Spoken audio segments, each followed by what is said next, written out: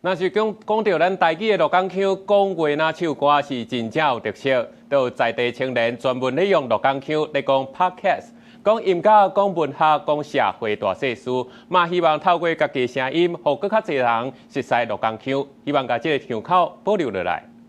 鹿港腔真有特色，和即马较侪人使用的优势腔是真无共。除了腔口差，变调方式无共，嘛有真侪在地人才知影的讲法。譬如说，我若甲人开讲的时阵，要招人讲，无咱来去食肉货，食肉货人听无啊。咱因为迄个人拢是讲食肉丸。大家好，欢迎收听阿凯亚之声这个非常特别的单元哦。讲鹿港说，鹿港说不尽哦，无毋对。今仔日要讲虾米款鹿港的故事咧？要来讲阿凯亚对鹿港的故事安尼哦。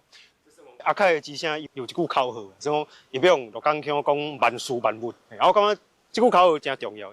像日本时代好啊吼，就100年前台湾人，遐就算知识分子，读个关弄弄遐人，什么赖和啦，是鹿港因有迄叶明晶嘛吼，足济几个。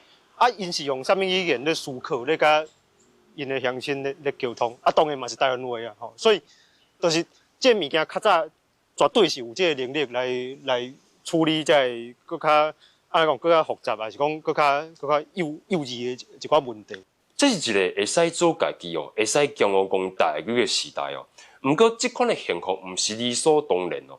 咱也知影台语吼，一直咧消失。